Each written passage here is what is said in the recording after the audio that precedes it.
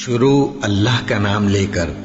جو بڑا مہربان نہایت رحم والا ہے۔ اور وہ وقت یاد کرنے کے قابل ہے جب تمہارے پروردگار نے فرشتوں سے فرمایا کہ میں زمین میں اپنا نائب بنانے والا ہوں۔ انہوں نے کہا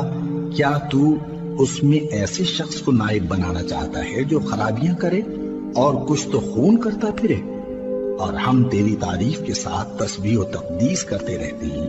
فرمایا میں وہ باتیں جانتا ہوں جو تم نہیں جانتے۔ اور اس نے آدم کو سب چیزوں کے نام سکھائے، پھر ان کو فرشتوں کے سامنے کیا اور فرمایا کہ اگر سچے ہو تو مجھے ان کے نام بتاؤ۔ انہوں نے کہا تو پاک ہے، جتنا علم تو نے ہمیں بخشا ہے اس کے سوا ہمیں کچھ معلوم نہیں، بے شک تو دانا ہے، حکمت والا ہے۔ تب اللہ نے آدم کو حکم دیا کہ آدم تم ان کو ان چیزوں کے نام بتاؤ۔ سو جب انہوں نے ان کو ان کے نام بتائے تو فرشتوں سے فرمایا کیا میں نے تم سے نہیں کہا تھا کہ میں آسمانوں اور زمین کی سب پوشیدہ باتیں جانتا ہوں، اور جو تم ظاہر کرتے ہو اور جو پوشیدہ کرتے ہو سب مجھ کو معلوم ہے۔ اور جب ہم نے فرشتوں کو حکم دیا کہ آدم کے آگے سجدہ کرو تو وہ سب سجدے میں گر پڑے، مگر شیطان نے انکار کیا اور غرور میں آ کر کافر بن گیا۔ اور ہم نے کہا کہ اے آدم تم اور تمہاری بیوی بہشت میں رہو اور جہاں سے چاہو بے روک ٹوک کھاؤ پیو، لیکن اس درخت کے پاس نہ جانا، نہیں تو ظالموں میں ہو جاؤ گے۔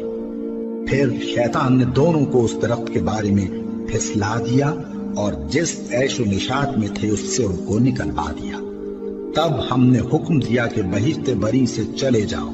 تم ایک دوسرے کے دشمن ہو، اور تمہارے لیے زمین میں ایک وقت تک ٹھکانہ اور معاش مقرر کر دیا گیا ہے۔ پھر آدم نے اپنے پروردگار سے کچھ کلمات سیکھے اور معافی مانگی تو اس نے ان کا قصور معاف کر دیا۔ بے شک وہ معاف کرنے والا ہے، بڑا مہربان ہے۔ ہم نے فرمایا کہ تم سب یہاں سے اتر جاؤ، جب تمہارے پاس میری طرف سے ہدایت پہنچے تو اس کی پیروی کرنا، کہ جنہوں نے میری ہدایت کی پیروی کی ان کو نہ کچھ خوف ہوگا اور نہ وہ غمناک ہوں گے، اور جنہوں نے اس کو قبول نہ کیا اور ہماری آیتوں کو جھٹلایا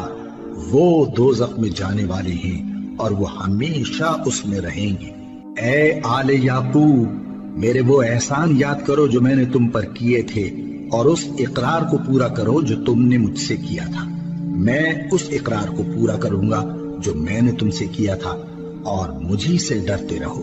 اور جو کتاب میں نے اپنے رسول محمد صلی اللہ علیہ وآلہ وسلم پر نازل کی ہے، جو تمہاری کتاب یعنی تورات کو سچا کہتی ہے، اس پر ایمان لاؤ اور اس سے منکر اول نہ بنو، اور میری آیتوں میں تحریف کر کے ان کے بدلے تھوڑی سی قیمت یعنی دنیاوی منفعت نہ حاصل کرو، اور مجھی سے خوف رکھو، اور حق کو باطل کے ساتھ نہ ملاؤ، اور سچی بات کو جان بوجھ کر نہ چھپاؤ، اور نماز پڑھا کرو اور زکوٰۃ دیا کرو، اور اللہ کے آگے جھکنے والوں کے ساتھ جھکا کرو۔ یہ کیا عقل کی بات ہے کہ تم لوگوں کو نیکی کرنے کو کہتے ہو اور اپنے تئیں فراموش کیے دیتے ہو، حالانکہ تم اللہ کی کتاب بھی پڑھتے ہو؟ کیا تم سمجھتے نہیں؟ اور رنج و تکلیف میں صبر اور نماز سے مدد لیا کرو، اور بے شک نماز گراں ہے مگر ان لوگوں پر گراں نہیں جو عجز کرنے والے ہیں، جو یقین کیے ہوئے ہیں کہ وہ اپنے پروردگار سے ملنے والے ہیں اور اس کی طرف لوٹ کر جانے والے ہیں۔ اے یعقوب کی اولاد میرے وہ احسان یاد کرو جو میں نے تم پر کیے تھے، اور یہ کہ میں نے تم کو جہان کے لوگوں پر فضیلت بخشی تھی۔ اور اس دن سے ڈرو جب کوئی کسی کے کچھ بھی کام نہ آئے، اور نہ کسی کی سفارش منظور کی جائے، اور نہ کسی سے کسی طرح کا بدلہ قبول کیا جائے، اور نہ لوگ کسی اور طرح مدد حاصل کر سکیں۔ اور ہمارے ان احسانات کو یاد کرو جب ہم نے تم کو قوم فرعون سے نجات بخشی۔ وہ لوگ تم کو بڑا دکھ دیتے تھے، تمہارے بیٹوں کو تو قتل کر ڈالتے تھے اور بیٹیوں کو زندہ رہنے دیتے تھے، اور اس میں تمہارے پروردگار کی طرف سے بڑی سخت آزمائش تھی۔ اور جب ہم نے تمہارے لیے سمندر کو پھاڑ دیا پھر تم کو تو نجات دی اور فرعون کی قوم کو غرق کر دیا، اور تم دیکھ رہے تھے۔ اور جب ہم نے موسیٰ سے 40 رات کا وعدہ کیا تو تم نے ان کے پیچھے بچڑے کو معبود مقرر کر لیا، اور تم ظلم کر رہے تھے۔ پھر اس کے بعد ہم نے تم کو معاف کر دیا تاکہ تم شکر کرو۔ اور جب ہم نے موسیٰ کو کتاب اور معجزے عنایت کیے تاکہ تم ہدایت حاصل کرو، اور جب موسیٰ نے اپنی قوم کے لوگوں سے کہا کہ بھائیو، تم نے بچڑے کو معبود ٹھہرانے میں اپنی جانوں پر ظلم کیا ہے، تو اپنے پیدا کرنے والے کے آگے توبہ کرو، پھر اپنوں کو قتل کرو، تمہارے خالق کے نزدیک تمہارے حق میں یہی بہتر ہے۔ پھر اس نے تمہارا قصور معاف کر دیا، وہ بے شک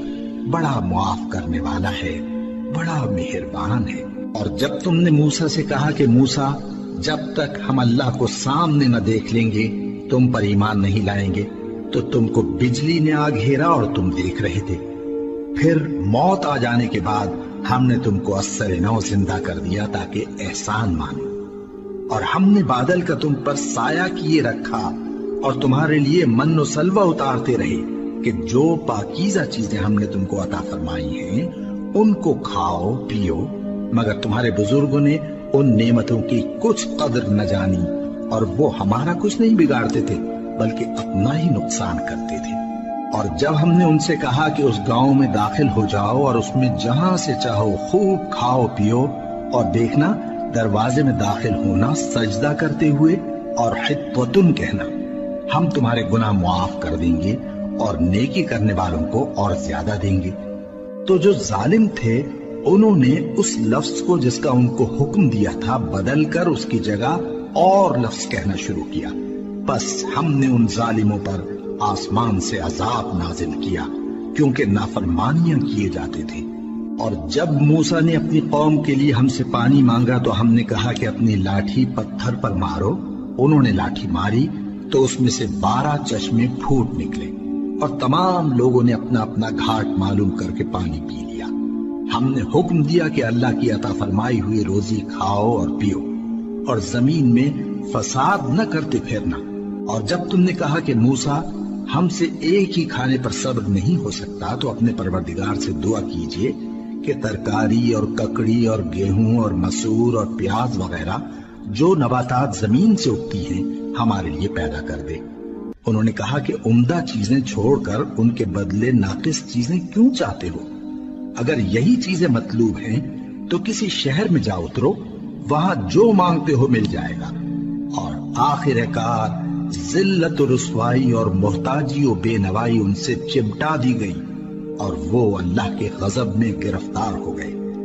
یہ اس لیے کہ وہ اللہ کی آیتوں سے انکار کرتے تھے